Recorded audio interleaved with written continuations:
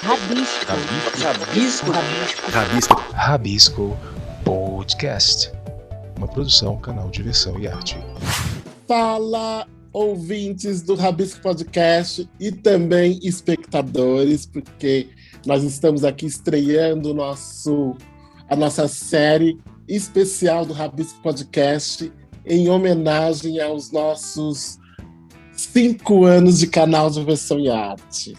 Pois é, estamos completando 5 aninhos de atividades, cobrindo a cultura de uma forma muito passional, se é que eu posso dizer isso. E para poder apresentar aqui comigo esse Rabisco Podcast especial, está aqui nossa querida Bia Ramstaller. Oi, eu adorei a história do passional, porque toda a mídia usa o discurso contrário a esse. Apaixonados pela cultura, com certeza. Exato. Dinho Santos. Olá, ouvintes do Rabisco Podcast e apaixonado por aqui também. Pois é. E o nosso querido colunista Tiago Nunes. Oi, gente, eu aqui de novo. Pois é. Olha, gente, eu estou muito feliz porque o nosso convidado de hoje, ele é um convidado muito especial. É um convidado que não está no nosso eixo Rio-São Paulo, apesar de fazer muita coisa por aqui. Ele é baiano, diretor teatral, cenógrafo, figurinista, cofundador do Bando de Teatro Olodum de Salvador, e é um cara que eu estou muito orgulhoso de receber ele aqui no nosso Rabisco. É o nosso querido Márcio Meirelles. Márcio, seja muito bem-vindo aqui ao Rabisco Podcast. E daí seu primeiro oizinho pra gente. Olá, gente. Olá, Tom, Bia, Dinho, Thiago. Todo mundo muito feliz também de estar aqui. Muito orgulhoso também de ter sido convidado e pela apresentação aí. Imagina. Mas eu vou começar fazendo a primeira perguntinha, e ela é a seguinte: você tem uma jornada privilegiada, né, na cena cultural, pois além do que eu falei, que você é diretor teatral, cenógrafo, figurinista, fundador do Bando de Teatro Olodum, você também já foi secretário da Cultura na cidade de Salvador, né? Foi diretor do Teatro Estado. Castro Alves e tantas outras atividades, né, ligadas à gestão cultural. Aí minha pergunta é a seguinte: como que você vê a cena independente da cultura brasileira nesse contexto dos nossos dias atuais? Olha, todo mundo está se virando, né? Nós estamos vivendo um momento que a gente não pode parar. A única coisa que a gente não pode fazer é parar. Então a gente tem que continuar de qualquer forma, ou de alguma forma, para continuar levando recados, continuar fazendo discursos, continuar levantando questões, continuar abrindo espaço para o pensamento, para a imaginação, para pensar, construir um outro mundo, uma outra sociedade. Porque não é possível que a gente passe por tudo que a gente está passando e volte ao antigo normal, né? Como se o antigo fosse normal. Não era normal, não é normal, né? Enfim, a gente tem que aprender alguma coisa com a natureza, né? O universo está dando muitos recados e eu acho que cabe também ao artista, à arte, refletir sobre essas mensagens, né? Nada extraterreno, parapsicológico ou metafísico, não, é real, é concreto, é natural, a natureza está sofrendo, né? e está nos mostrando esse sofrimento através também do nosso sofrimento, né? A humanidade está sofrendo muito. E está sofrendo fisicamente, com a saúde, biologicamente, e está sofrendo politicamente. O mundo está numa onda virada de ódio, de exclusão, de injustiça, de violência, de direita, né? De autoritarismo, e que a gente é a nossa missão, é a nossa função, né? Como artistas, fazer alguma coisa para que isso se transforme, tudo isso se transforme. Assim como a gente faz a transformação no palco, na tela, ou nas palavras, né? E cria novos sentidos para as palavras, a gente tem que criar novos sentidos para esse momento. Agora, a cena, vamos dizer, está tudo muito confuso, ou seja, mesmo a cena que foi outrora uma cena oficial, uma cena central, também está se batendo, né? Também está tentando descobrir. Eu, de minha parte, assim, eu já trabalhava muito com a questão da presença virtual do ator, da transmissão, tanto mesmo nos espetáculos presenciais, né? Eu já fazia muitas experiências com isso. Desde 81 eu trabalho com vídeo em cena, e, enfim, e com transmissão mesmo, né? De atores em salas diferentes, fazendo o mesmo espetáculo. E então agora isso aprofundou, verticalizou, radicalizou, né? Agora é só isso. Ou seja, entender esse novo palco que a gente tem pela frente, né? Que é um palco que à primeira vista é bidimensional, né? Uma tela chapada, mas na verdade não é, porque o mundo por trás disso é tridimensional, meu mundo é tridimensional, né? Então a gente está aqui com muitas terceiras dimensões, né? Confluindo e convergindo e dialogando entre a minha, o meu lugar, a minha casa, a sua, a de Dinho, a de cada um de nós aqui. Então, o que a gente faz com esse palco novo, né? Que foi construído pela humanidade, né? Com essa família de ferramentas, né? Essas tecnologias da informação, tecnologias da transmissão, tecnologias virtuais. O teatro demorou um pouco para pegar a onda. O teatro sempre foi muito analógico, né? Tem essa mítica, essa fantasia, esse romantismo de que não, é a presença física, é o abraço, é o cheiro, é a pessoa ali. Mas aqui também é uma presença, né? Estamos presentes aqui, inteiros, integrais, expostos, nos mostrando, nos falando, dizendo coisas, como se isso fosse um palco. Como se isso fosse um palco, não. Isso é um palco, mas é um outro palco, é um palco diferente. É um palco do século XXI. Não é um palco do século XIX ou do século XX, é um palco do século XXI. E que eu acho que veio para ficar. É um novo gênero de teatro, não veio para substituir o outro.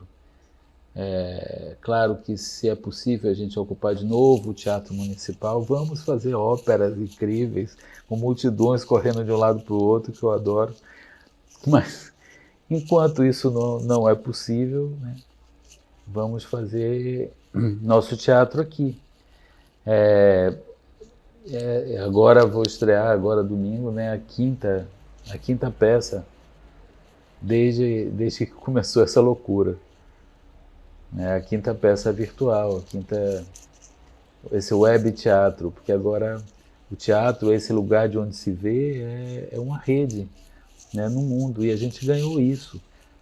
Ganhou um público que pode estar em qualquer lugar do mundo. A gente também pode ser público de um espetáculo que está em qualquer lugar do mundo. Assim como os atores e as atrizes, os músicos e todos nós, podemos estar em cada cidade e estar junto aqui nesse mesmo palco. Né? Essa é a maravilha desse sonho da humanidade, né? De estar presente em muitos lugares e de romper essa barreira da distância, do espaço, né? Compartilhando o mesmo tempo. Esse tempo é real. Eu estou aqui, você está aí, a gente está se vendo, está se falando. Mas o espaço é um outro espaço, né? Novo, desconhecido, e que tem maravilhas. E tem uma ferramentas sofisticadíssimas, né, nesses aplicativos, nessas ferramentas, softwares e plataformas e tudo mais. Mas, de qualquer forma, ainda é muito rudimentar, né? Ainda é muito... Como é isso? Né? Como é que a gente, às vezes, transpõe assim, o que é um cenário aqui, né? Nessa cena virtual? O que é a luz, né? O ator próprio faz a sua luz, move sua luz, enquanto uma cena e outra já transforma ali. Então tem novas habilidades que o ator tem que ter, e a atriz, né? Inclusive a questão da atuação mesmo, que é diferente, é um acordo, assim, não é cinema, não é televisão, não é audiovisual, é um outro teatro, mas aquela forma do teatro, do palco, como eu falei, do municipal, ou mesmo de um palco menor, que você precisa de uma emissão de voz, que você precisa de também ferramentas para que o público chegue mais perto de você, ou que você chegue mais perto do público. Aqui é só aproximar da câmera, né, e falar diretamente no olho do público, que é através dessa luzinha aqui na nossa frente, né? Mas é um tempo novo e de muitas descobertas. A descoberta também de uma nova humanidade. A gente está falando para quem, com quem e de quem a gente está falando agora. De que humanidade é essa que a gente está falando? Há textos que são eternos, mas é preciso também textos contemporâneos, né? Textos que falem desse momento precisamente. E isso precisa ser investigado, ser construído, levar em conta todas essas, ao mesmo tempo, limitações, dificuldades, ao mesmo tempo, uma expansão quase infinita, né? A gente pode fazer tudo. Agora, essa peça que vai estrear domingo trata do mar. Então, o mar é o cenário, né? Tá lá as ondas batendo e os atores ali interagindo com o próprio mar, coisa que no palco seria muito difícil, né? Seria talvez uma projeção, uma tela grande e etc e tal. E aqui é outro jogo. E é fascinante descobrir esses novos jogos possíveis, né? Pegando a sua deixa, Márcio, achei linda a sua fala. E fiquei pensando também que acho que uma das quebras que acontecem tem a ver com essa questão mesmo geográfica, né? Que o digital também quebra, né? Eu tinha pensado uma questão para te trazer, que eu até vou adaptar essa sua fala, pensando um pouquinho sobre qual que é a importância dessa quebra de eixo, né, na sua perspectiva, dessa quebra de eixo com relação ao quebra de eixo no sentido eixo Rio-São Paulo, né? Uhum. Com relação a esse cenário todo, porque a gente tem sempre uma coisa de uma imposição daquilo que se produz dentro do eixo Rio-São Paulo, e principalmente olhando daqui, né, do eixo para o Brasil, a gente se acostuma a acessar o que produz aqui, né? E de repente, com esse cenário todo que você escreveu, com essa sensibilidade com relação a condição da pandemia e com tudo que vem mudando em relação a isso, a gente também, de alguma forma, quebrou esse eixo, porque a gente acessa com mais facilidade e com uma certa... se tornou normal dentro dessa condição que a gente vive.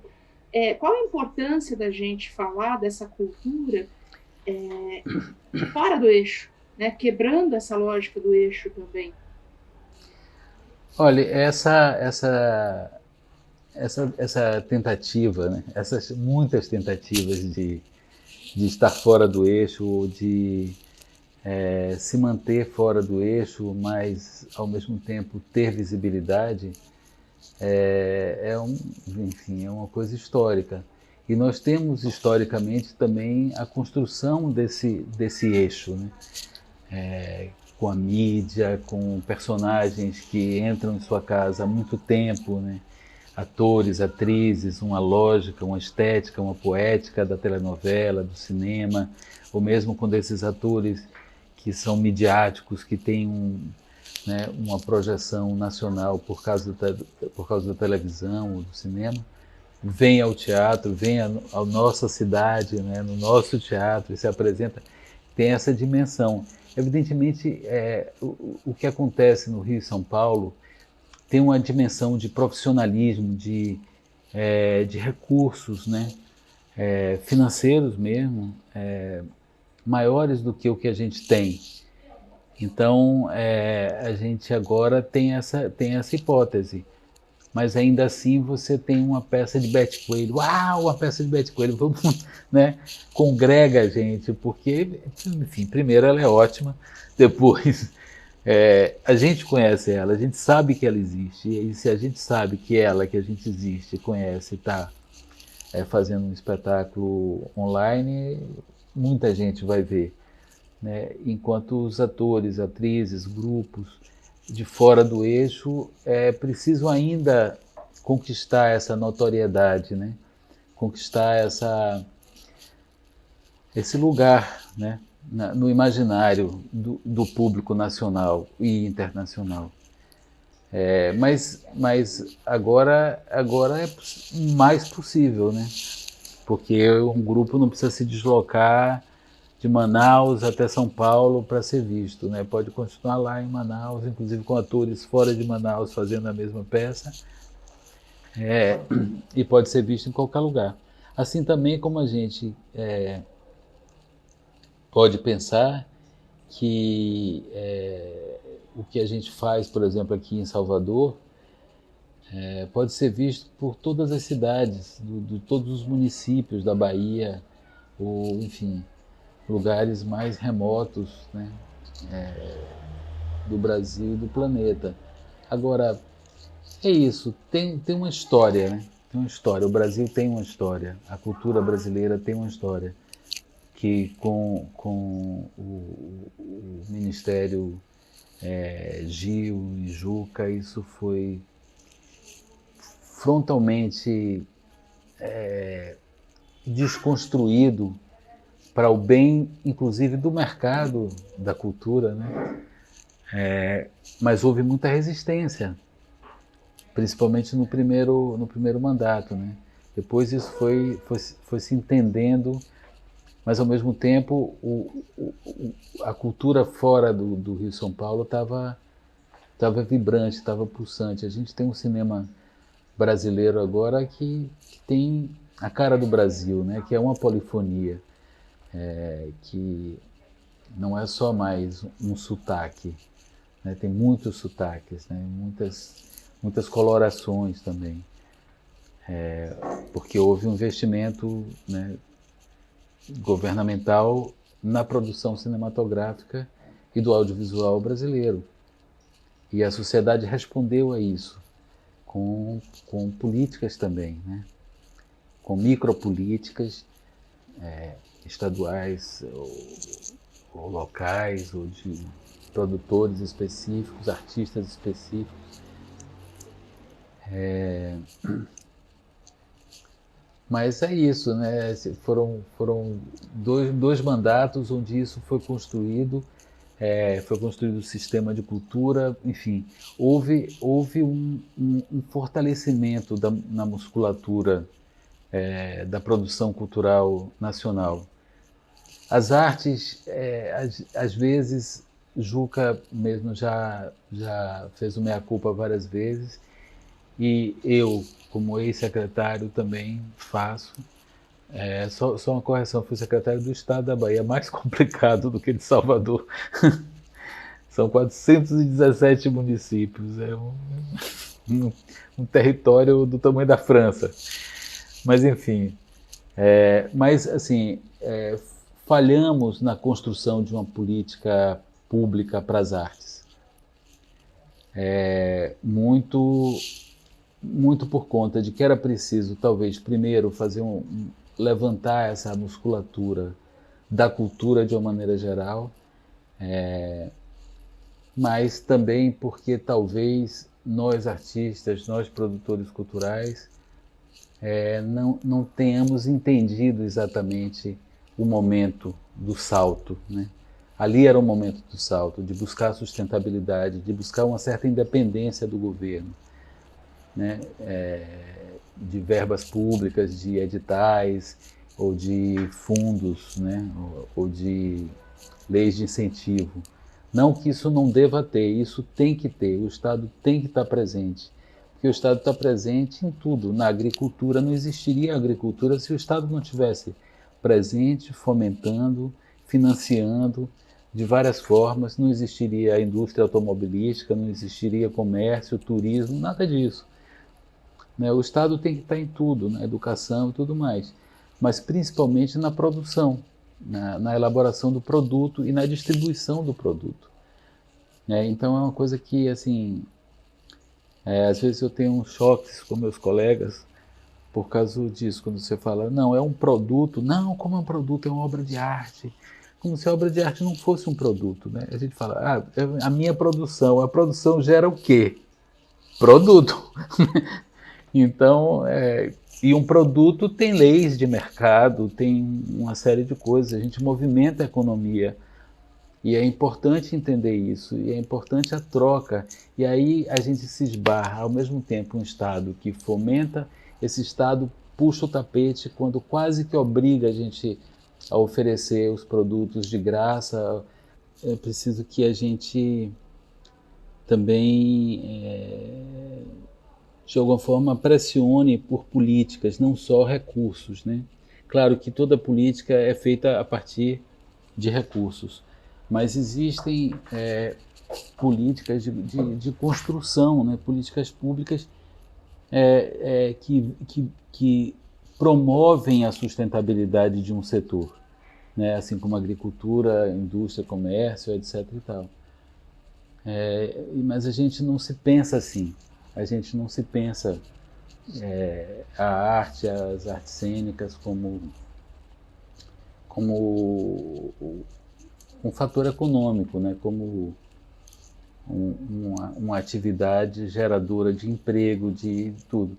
Claro que o simbólico é mais importante, claro que isso é a função, como o alimento é mais importante do que a agricultura, mas é preciso, né, alguém plantar, alguém semear, alguém colher, alguém distribuir, alguém, tudo isso, né?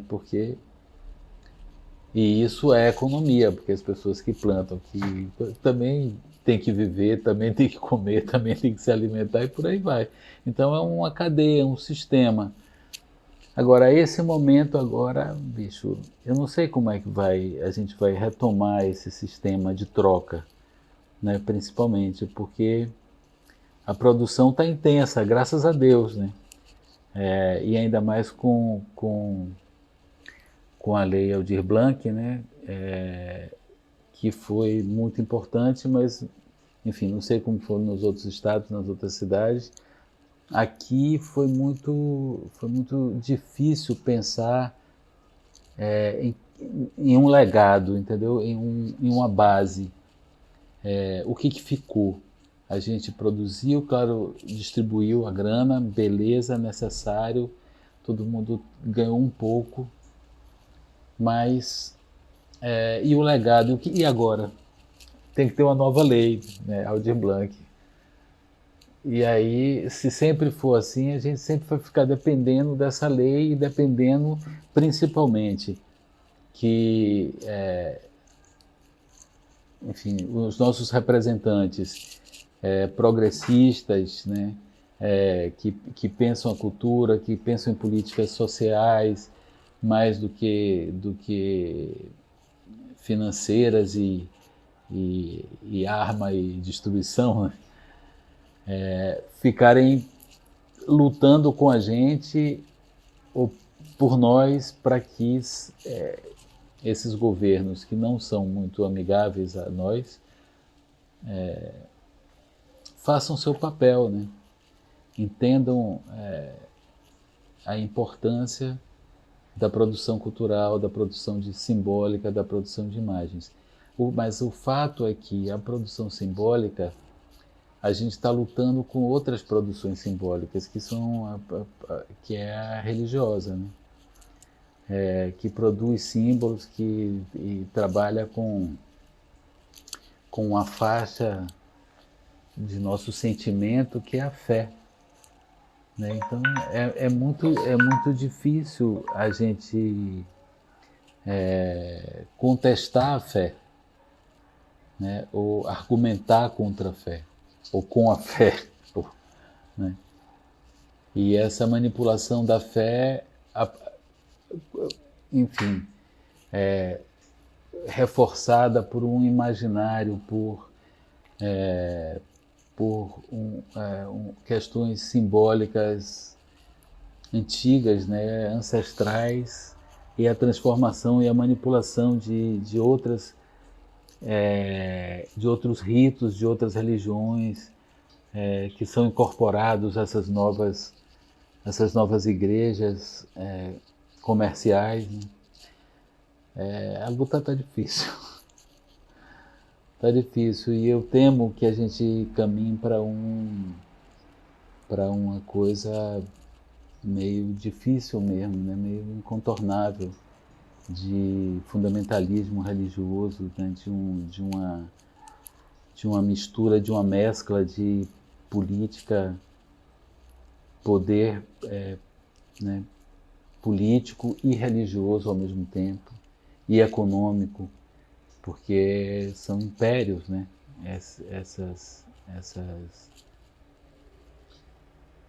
Esse comércio da fé. E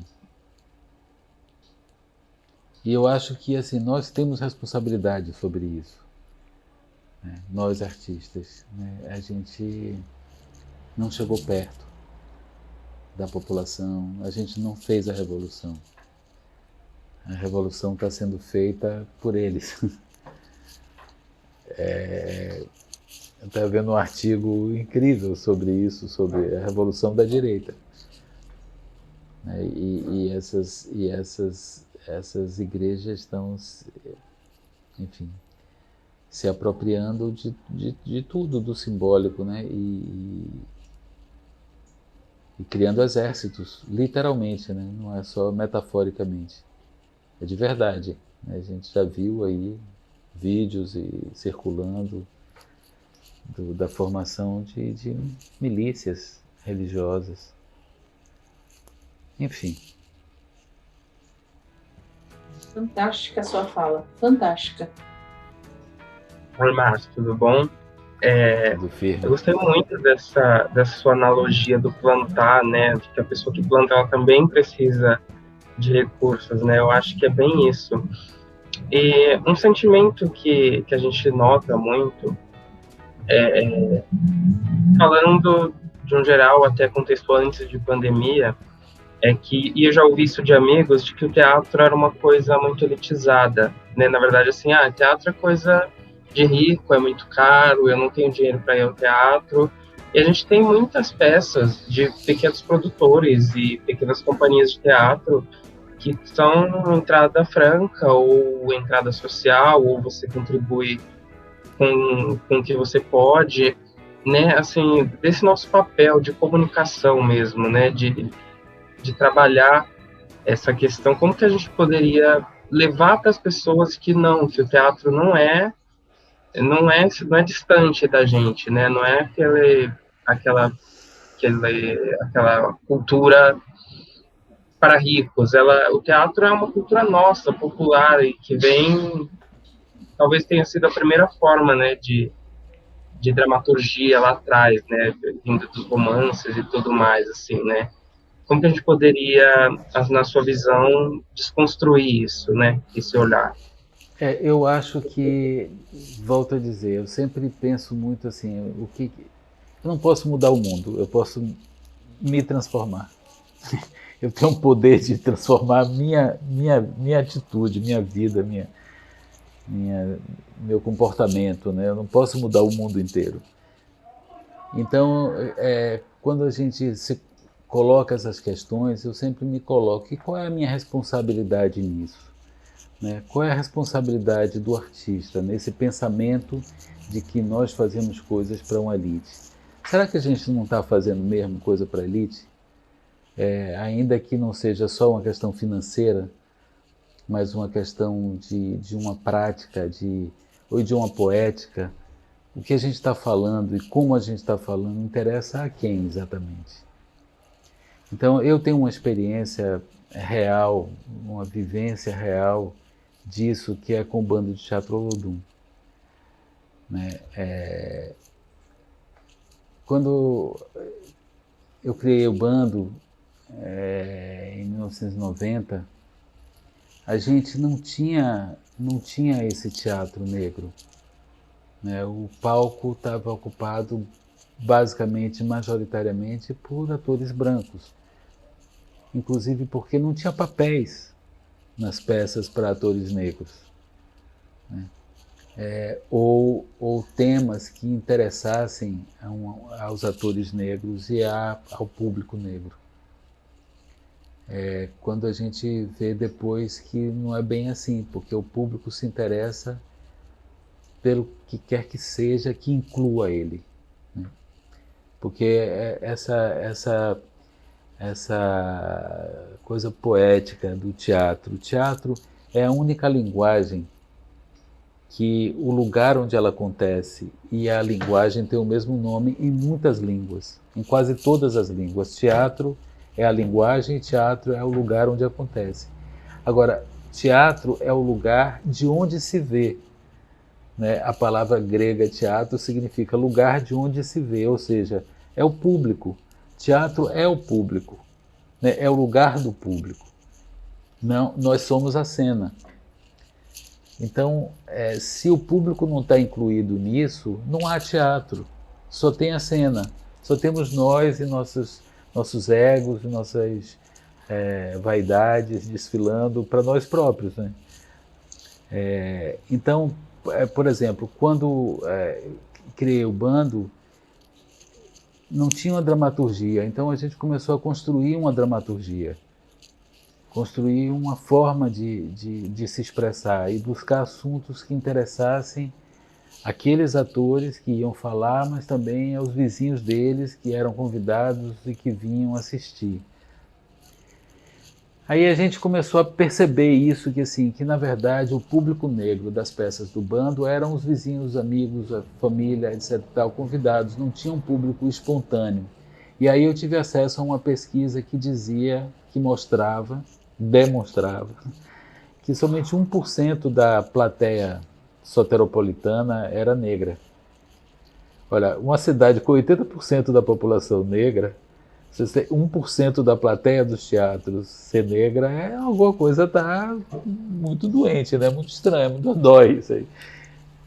E aí a gente fez o Cabaré da Raça e fez meia entrada para negro e foi um escândalo nacional, com Boris Casoy me acusando de racista, de tudo mais. E aconteceu uma revolução, uma micro-revolução no Teatro Vila Velha. Mais de 60% do público era de pessoas negras e pagantes, e que vinham espontaneamente, não eram os amigos, os parentes. E isso se manteve nos espetáculos do bando. Então isso foi até um ponto que em 2006, quando a gente fez O Sonho de uma Noite de Verão, ou seja, 16 anos? 16 anos depois, né? Luísa Bairros, muita saudade dessa mulher,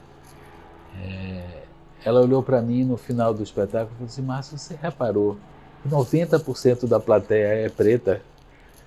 Isso para mim foi uma vitória, porque era uma plateia basicamente ou majoritariamente de negros para ver Shakespeare. Quer dizer, era um tapa na cara, né? Um rebatimento, assim, é mentira.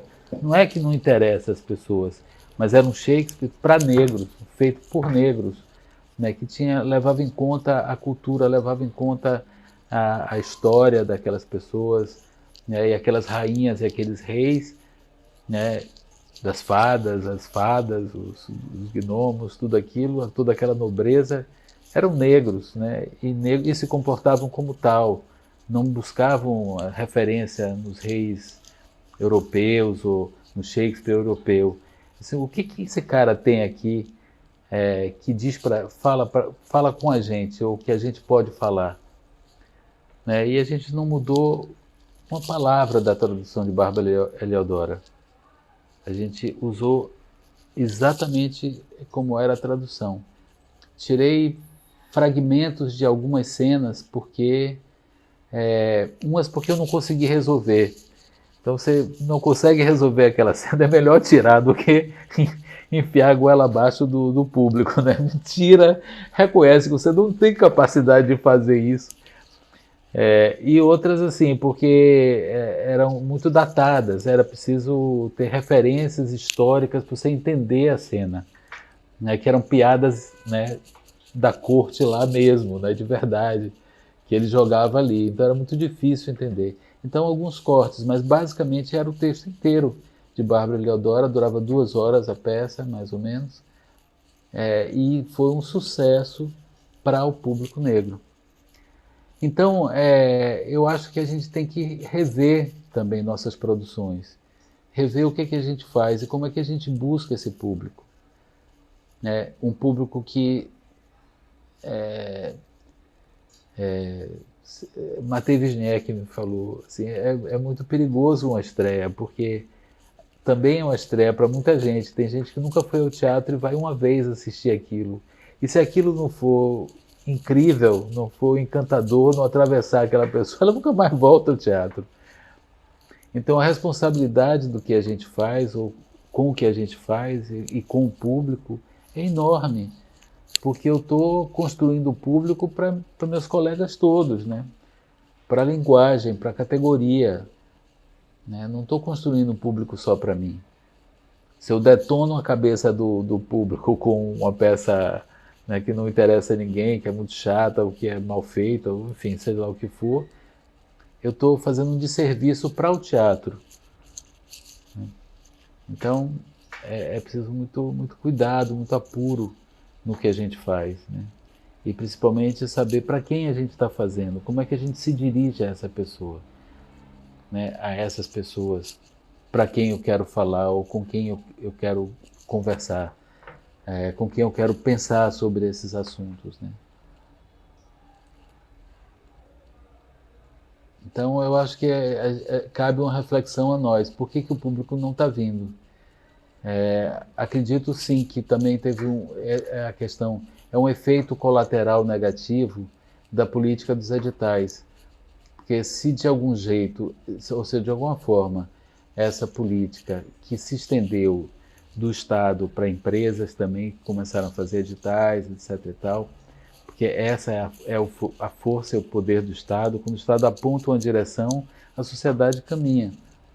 Se a sociedade aponta também, o Estado segue atrás. Então, se não tem uma política estabelecida por nós, categoria, por nós, né, setor, teatro, dança, ou seja lá o que for, é muito difícil o Estado elaborar uma política para nossas atividades.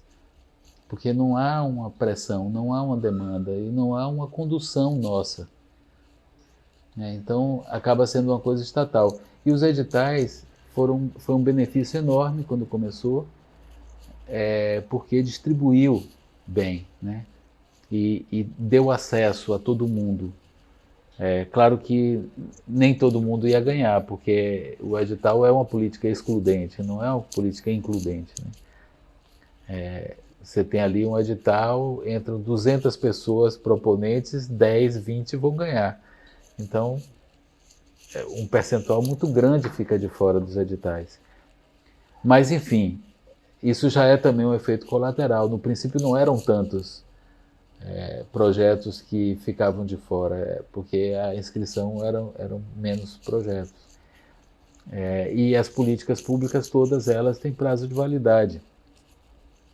Tem que ser repensada e refeita e atualizando, levantando dados, né, acompanhando como é que ela está acontecendo, o que está acontecendo a partir dessa política, né? Mas o outro efeito colateral foi esse, que acabou assim, você tem que fazer 8 espetáculos, você faz 8 espetáculos, acabou. Você já está tudo pago, o seu cachê já está garantido, você faz 8, faz outro edital, faz outro projeto para ganhar outro edital, para ganhar mais uma grana e, né, matar seu cachê ali e tal. Quando, assim, minha geração para trás, a gente dependia do público, né? A gente ficava meses em cartaz, ou uma semana, não deu certo o espetáculo, tira logo porque vai ser prejuízo. Ou então a gente ficava ali, né? Ganhou aqui, ganhou ali, refaz, pensa, repensa. Tinha um diálogo com o público, a crítica, o papel da crítica, né? Do jornal, da reflexão também crítica sobre o espetáculo. E como o teatro é uma arte viva, você pode reformular, né? Você pode repensar, porra, deu errado mesmo isso aqui, eu posso refazer. Senta, vamos lá, junta todo mundo, ensaia mais uma vez, corta isso, bota aquilo, tira aqui, bota acolá. Né? Você pode rever o projeto e refazer. Mas com essa coisa dos editais, isso meio murchou, né? Então a gente acabou fazendo mais para ganhar o edital ou para o patrocinador do que para o público. Ora, o público é um amante ciumentíssimo. Está fazendo para mim, eu vou. Está fazendo para o produtor, para o empresário, para o Estado, para o edital, eles que vão assistir, eu não vou. Então a gente tem que conquistar o público, seduzir o público com o que a gente faz. Não quero dizer aqui que a gente vai fazer só o esperado, né? Aquela coisa, não arriscar, não inventar coisas novas, não provocar, não criar peças polêmicas que vai gerar um atrito também com o público, que é isso que faz a coisa avançar, né? Evoluir, se desenvolver. Eu estava numa discussão no Itaú Cultural, alguém levantou essa coisa do desenvolver, né? E alguém que teria falado assim, não, eu não quero esse negócio de desenvolver, eu quero me envolver cada vez mais nas coisas. Aí eu fiquei pensando que envolver é um verbo complicado, porque ao mesmo tempo isso, você se envolve numa coisa, ou seja, você se entrega àquela coisa, vai fundo, né? Mergulha naquela coisa, mas por outro lado também você se envolve, né? Você se cobre, né? E corre o risco de se distanciar, fica tão envolvido que você não consegue mais, você cria um invólucro, né? Para você ficar envolvido nesse invólucro. Ao contrário, quando você se desenvolve, né, você desenvolver, né, você sair desse envolvimento e abrir para o mundo, né, também, né, esse sentido do desenvolver. Eu acho que o teatro tem que fazer esse desenvolvimento, né, nesse sentido de sair de si e ir para o outro, né, e começar.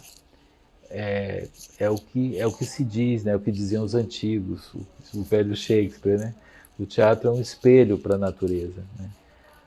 esse espelho para a natureza, ou seja, você não está falando de si, você não está se mostrando, você está mostrando ele, né? Você está mostrando o outro na sua representação. Ele é que se interessa por se ver, ele não se interessa por te ver, né? E, bom, é isso. Que fantástica, uma aula, né? É isso. Uma aula, isso que eu ia dizer. Que Podemos arraso. cobrar por esse episódio, que é uma aula valiosíssima, né? E esse momento Nossa, eu tô, assim, um dos projetos assim, que eu tô desenvolvendo é uma escrita sobre meus quase 50 anos de atividade, né, artística. Só que aí eu vi que, indo para trás, são, na verdade, 62 anos, porque eu tenho desenhos desde os 5 anos de idade guardados, que minha avó, minha mãe guardava e tal. Então, eu tenho milhares de desenhos. E aí eu vejo lá, tem um desenho que tem assinado, assim, por não sei que dia do mês 9, né, de setembro, de 64, ou seja, eu tinha 10 anos. Era Sonho de A Noite de Verão. Um palco, a cortina aberta, o casal, as flores, a flor branca, a flor vermelha, uma meia-lua e assinado embaixo, Shakespeare.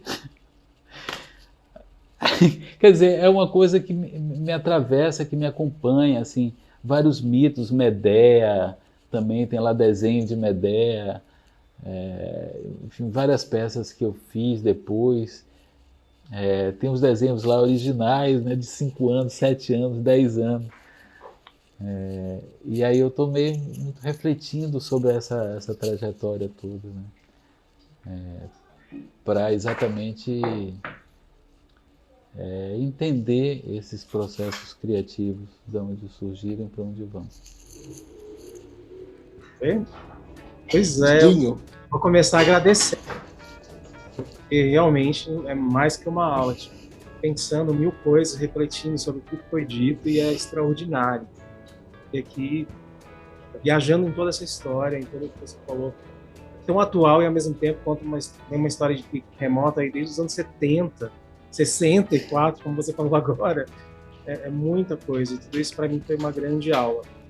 E para a gente encerrar o programa, eu vou deixar uma pergunta para você, mas para a gente entrar nesse campo da filosofia. Em toda a sua história, todos esses anos de história no teatro, o que você traz na sua bagagem que você pode deixar para a gente como um incentivo, como um aprendizado, como uma dica, como um conselho? O que você carrega de bagagem que você fala, é isso, a arte, o teatro representa isso? Não, eu acho que é isso que eu falei, né? O estar atento sempre ao outro. Eu não consigo sentar com um texto e assim, vou fazer assim, vou fazer assado, entro na sala de ensaio, digo aos atores, faz isso, faz aquilo, faz aquilo. Eu não sei o que é. Eu tenho alguma ideia sobre o texto, sento com os atores e aí começa a surgir alguma coisa. Porque depende de cada ator, né? Do corpo de cada ator, da voz de cada ator, do temperamento de cada ator. Por mais que você escolha um elenco e já dizem os antigos, né, que o trabalho do diretor está 80% resolvido na escolha do elenco. Se ele escolhe o elenco certo, já foi, né? E realmente, mas às vezes você não consegue, não pode, não tem o elenco. E você quer fazer aquela peça, você precisa fazer aquela peça. Então aquela peça também tem que se adaptar ao elenco, né? Se alguém pensa, vou fazer Sonho da Noite de Verão, eu jamais pensaria em fazer com Bando de Teatro Olodum, né? É um outro sonho de Uma Noite de Verão. Eu já fiz 3 vezes. A primeira com Herzog no Rio, enfim. Depois eu fiz sozinho com um elenco duplo de 2 companhias. E depois com bando. E cada montagem é uma outra peça, são outros pontos que são colocados, né? Então, assim, eu acho que a grande lição do teatro é ver o outro, né? É esse lugar de onde se vê o outro, não a si próprio. E, assim, por exemplo, eu ouço muitos atores. Então, se tem um elenco de 60 pessoas, acaba o ensaio, uma roda de 60 pessoas e cada um tem que falar alguma coisa, né? Então, e eu já fiz isso, né? Já fiz espetáculo com 60, com 80 pessoas e eu escuto todo mundo, porque sempre surge alguma coisa, né? Alguma luz, algum caminho, alguma mágoa também que você tem que ver como é que trata para aquilo não virar um ressentimento, né? E ser só uma sensação, só um sentimento que pode ser desenvolvido em teatro. Maravilha. Maravilhoso. Marcos, só para poder a gente fechar, porque você também está aqui para falar um pouquinho sobre do outro lado do mar, né? E é esse espetáculo que hoje a gente está gravando um pouquinho antes da estreia dele, mas esse programa está indo ao ar 4 de junho, então quer dizer que ele já está em cartaz. Queria que você falasse um pouquinho sobre esse espetáculo, sobre essa experiência de trazer esse espetáculo que é um espetáculo premiado, né? E para esse ambiente digital, né? Você começou a sua fala lá na nossa primeira provocação, falando dessa coisa do ambiente digital, né? E queria que você falasse um pouquinho sobre essa experiência. Então, essa experiência, assim, começou antes da pandemia. Edu Coutinho, que é um ator que eu gosto muito, e gosto da pessoa, é uma pessoa que eu gosto muito, falou assim, vamos fazer alguma coisa, vamos. Aí ele esteve aqui em casa, eu peguei uma porrada de textos latino-americanos e espanhóis que eu não tinha lido ainda, e entreguei para ele. Ele falou assim, olha aí, lê e escolhe um. Aí ele, enfim, passou, aí caiu a pandemia. Ele estava com os livros todos na mão. Aí um belo dia ele me ligou assim, olha, eu achei o texto que a gente pode fazer. Aí mandou o texto, eu adorei. É lindo e assim, e engraçado que é uma ponte, é quase um crossover com o Embarque Imediato que eu fiz com o Pitanga, né? O texto de Aldre, Anunciação, que eu fiz com a família Pitanga, Antônio, Rocco e Camila, e que é uma questão sobre a identidade, só que lá era a perda da identidade, né? E a recuperação ou a reflexão sobre essa questão.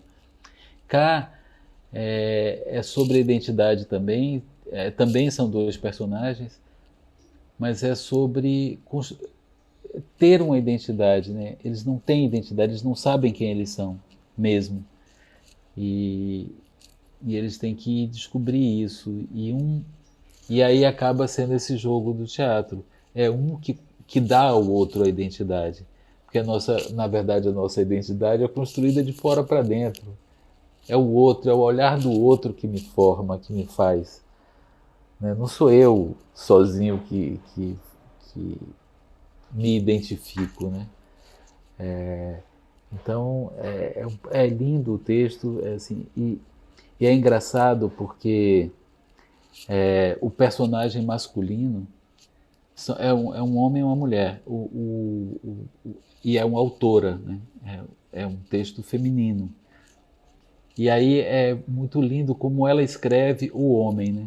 Como é que ela escreve o texto masculino. É essa busca da identidade que depende da mulher, né? Da mãe, da sereia, que essa é outro personagem, né? Então a gente sempre no ensaio pensava assim, olha, essa fala é dela, não é do cara, né?